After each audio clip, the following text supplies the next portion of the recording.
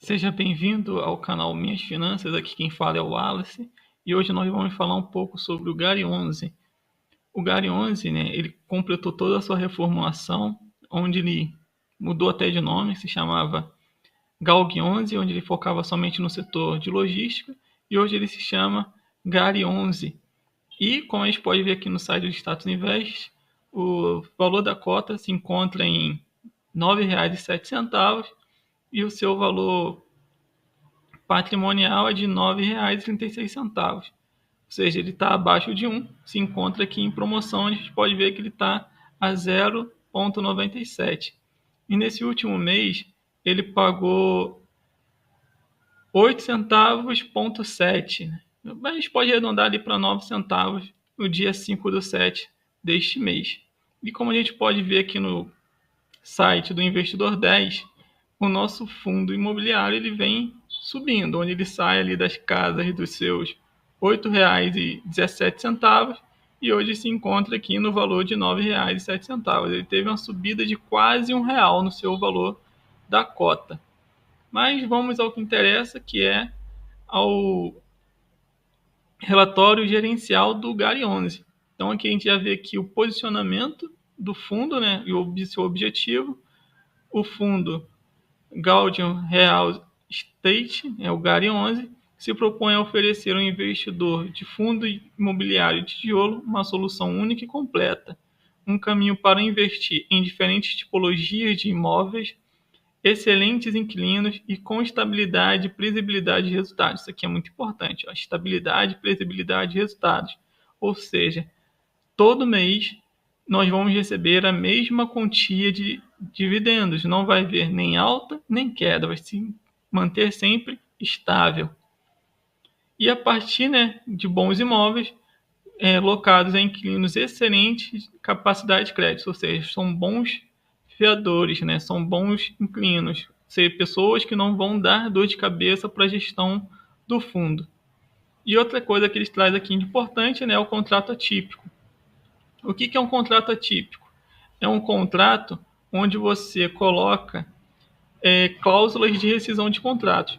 Nesse caso, como ele é atípico, quando o inquilino quiser sair antes do prazo de vencimento do contrato, ele tem que pagar todo o período de aluguel. Ou seja, se ele fez um contrato ali de 2 anos e quando completou 1 ano ele resolve sair, ele tem que pagar todo o aluguel do ano que ficou faltando. Isso é excelente porque mantém a previsibilidade do fundo e faz com que o inquilino não queira sair do imóvel, para não ter que pagar todo a locação sem uso do imóvel. Então, isso meio que prende o inquilino a um imóvel alugado. E aí, como a gente já viu, né, renda estável aos seus investidores. Quem tem o GARI 11 não vai ter dor de cabeça com mudança e queda de dividendo, que é muito bom. Nem dividendo é até um pouco errado falar aqui, né? Vamos chamar de proventos, porque quem paga dividendo é ação, fundo imobiliário paga provento. É questão legal, né? E aqui a gente tem como se encontra o fundo na emissão aqui do relatório gerencial, aonde o GARI 11 ele conta com um valor patrimonial de 1,190 bilhões, como pagando aqui por cota um valor de 9 centavos, como nós já vimos. Hoje o fundo imobiliário conta com 25 imóveis, com dividend yield de 11,5% ao ano, ou seja, está excelente, está pagando aqui 1% a mais do que a taxa Selic, ou seja, ele está muito bom, superou ali em muito a taxa Selic, está pagando quase 1% ao mês, está pagando ali em torno ali de 9,97% ao mês, né? 0,97% ao mês, quase 1% ao mês. Se ele conseguir aumentar o yieldzinho ali em 0,5%, ele já vai para 12% e paga ali literalmente 1% ao mês, o que é excelente para um fundo imobiliário. Sua área de locação é de 279 milhões de quilômetros quadrados, quilômetros quadrados, que é excelente, muito bom. Como a gente pode ver, ele está em promoção e o mais importante é aqui, vacância é 0, tanto física quanto financeiramente, ou seja, não falta nada, está tudo preenchido, a gente está recebendo dividendo do valor integral e todo o espaço físico do fundo está alugado. Aqui, né, como ficou, né, o código mudou de GALG 11 para GARI 11.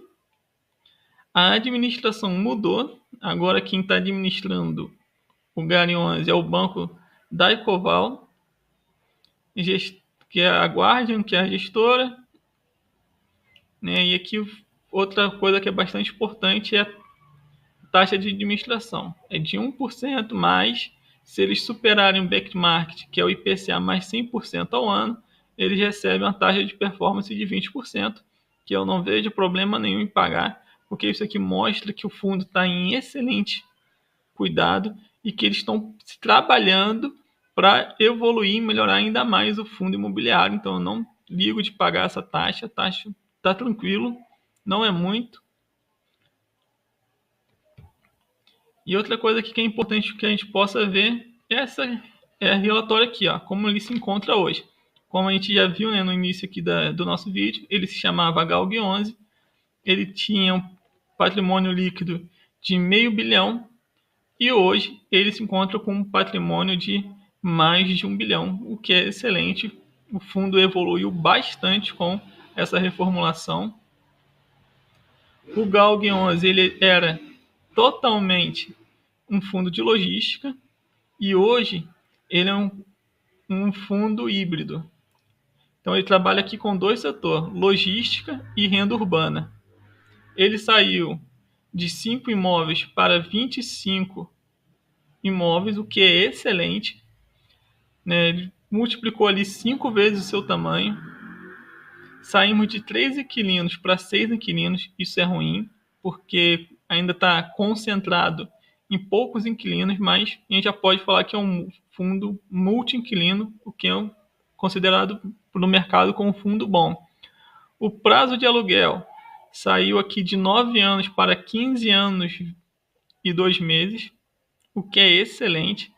Quando é que a gente vai se preocupar com a saída de inquilinos daqui a 15 anos? Ou seja, a gente tem muito tempo para ficar tranquilo com relação ao fundo, só ficar de olho ali nos comentários da administração, do gestor do fundo, e para ver se nenhum inquilino entregou o imóvel, né? Que pode gerar vacância no fundo, mas, como eu disse, os contratos atípicos prende o inquilino aqui ao fundo. Outra coisa que a gente tem que ver aqui, que melhorou e muito, é a liquidez diária. A gente sai aqui de 1,5 milhões de transação de liquidez, de cotas sendo vendidas no mercado, para 4,8 milhões de cotas. Ou seja, é muito fácil entrar nesse fundo, como é muito fácil sair desse fundo, o que é excelente.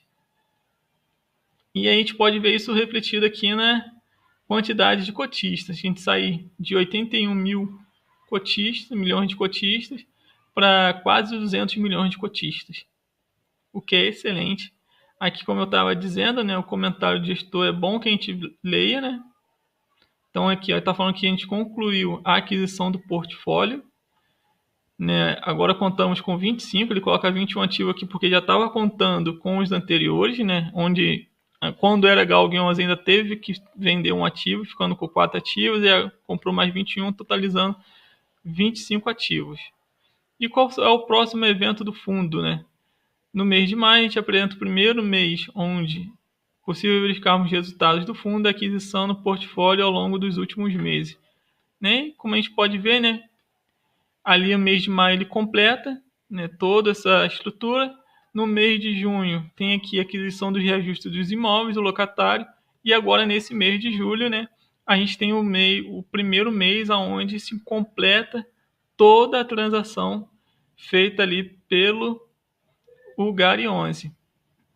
E aqui a gente tem outra coisa que é de suma importância que a gente possa ver, que é a performance, né, a distribuição de resultados, aonde a gente vai ter ali uma margem, né, de 0,8 centavos, né, como a gente viu, quase 9, mas creio que na medida que for vendo das atribuições, a gente vai chegar aqui, de fato, a um provento de 9 centavos.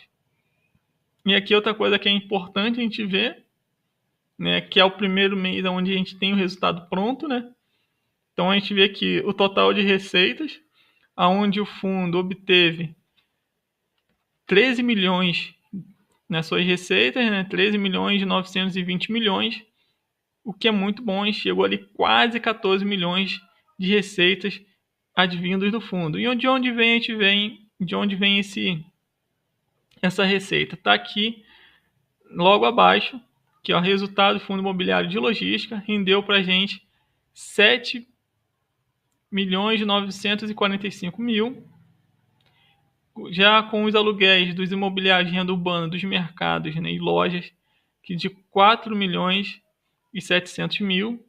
E o resultado de operações imobiliárias, que é com venda de CRIs, recebimento de CRIs, ou seja, movimentação ativa da gestora, rendeu para a gente mais 1 milhão 206 milhões, né? 1 milhão e 206 mil, totalizando aqui, né, o resultado aqui de 13 milhões, e vem mais 68 mil, que é de renda fixa do caixa, né, que fica armazenado ali em renda fixa, o que a gente vai ver um pouquinho depois. Mas a gente já sabe aqui que tivemos uma receita de 13 milhões 920 mil, e agora a gente vai olhar para a despesa. Então a nossa despesa totalizando, total é de 2 milhões 970 mil. Ou seja, só de bate-pronto a gente já consegue saber que o resultado líquido, né, pegando a receita, tudo que entrou e pagando o que tem que pagar, sobra ali 10 milhões 950 mil. Então é excelente. Tivemos um resultado, um lucro de 10 milhões só com esse fundo imobiliário. Mas onde são as nossas despesas? Despesa patrimonial, ou seja, para manter a manutenção do espaço. Despesas imobiliárias de operação. Despesas diversas, manutenção, pagamento de funcionário. E despesas financeiras, né, que é o total que de 1 milhão. Então a gente tem aqui a nossa receita aqui, né, no nosso, o que é excelente, 900 milhões. Isso aqui é fácil de ler, né? Só você, quando se fala de receita, aqui de onde vem, as despesas aqui de onde vem. Qualquer dúvida você pode jogar no YouTube aqui, que você vai achar vídeos explicando isso aqui, mas a leitura é fácil. E aqui a gente tem aqui o nosso fundo batendo aqui, né, o NTN e o yield de mercado, ou seja, ele passou, ele venceu os concorrentes ali, os fundos de mesma classe. E aqui no fundo gerencial a gente tem os portfólios, né? Então a gente vai ver aqui onde está se concentrado e quais são os nossos inquilinos. Então aqui a gente vê uma coisinha tanto quanto perigosa, né? Que é a alta concentração desses dois fundos aqui. Eles remetem a mais de 50% do fundo, que é o BAT. O BAT é uma empresa de saúde, né? Mateus é uma empresa de hipermercado. O GPA é o Grupo Pão de Açúcar, que é outro grupo de supermercado, que está concentrado mais no Sudeste, né? E o Mateus está concentrado mais no Nordeste. E a gente tem aqui a BRF, muita gente não sabe o que é, mas a BRF é a dona das empresas Sadi e Perdigão. A Almanara é uma cadeia de restaurante de comida árabe. E a Airliquid é uma empresa de petróleo e gás. Então a gente vê que com uma porcentagem mínima está voltado para o setor de logística, vinculado à área de petróleo e gás aqui no nosso país, o que é muito bom. Então assim a gente está reformulando o GARI 11.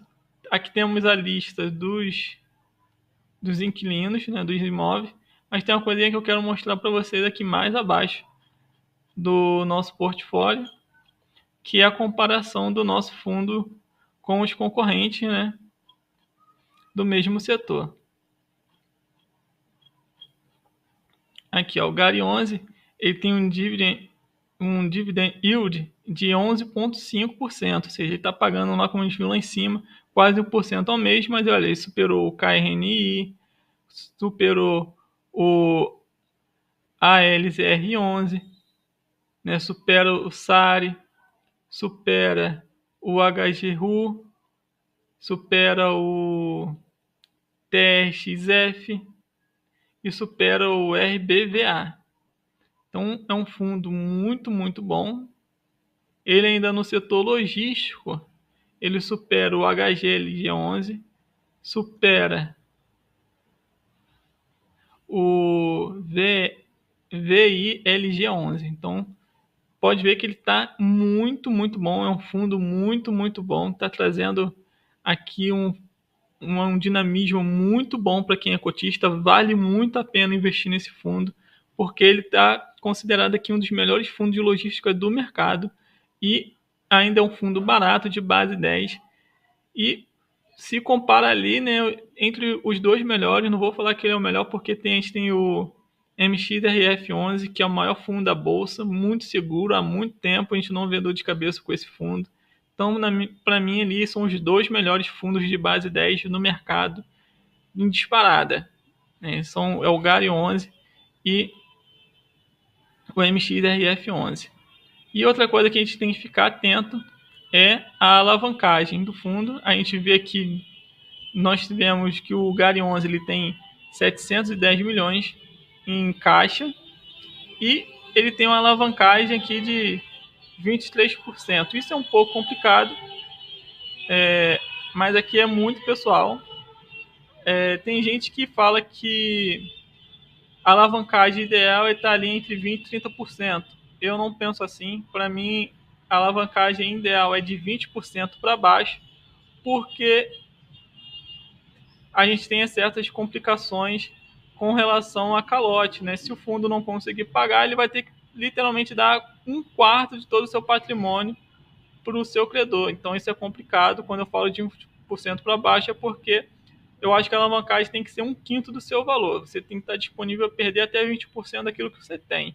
Perder 1/4 é a metade da metade, já é um valor tanto complicado, mas como a gente pode ver ao longo do prazo, a gente vai ter maior complexidade entre os anos 2030 a 2039, que em 9 anos a gente vai ter que pagar 515 bilhões, mas o fundo ele gera bastante renda e tem um caixa muito bom para pagar, então acho que o fundo tem que guardar esse caixa para liquidar toda a sua alavancagem e poder zerar para dar mais segurança ainda ao cotista e nesse processo continuar melhorando. Então essa é a análise que a gente faz aqui do GARI 11, espero que vocês tenham gostado. Se você gostou, se inscreva no canal, deixe o like e deixe seu comentário, porque esse é o nosso primeiro vídeo, a gente pode fazer essa análise de qualquer fundo que você queira, só deixar nos comentários. Seja bem-vindo mais uma vez ao canal Minhas Finanças e até o próximo vídeo.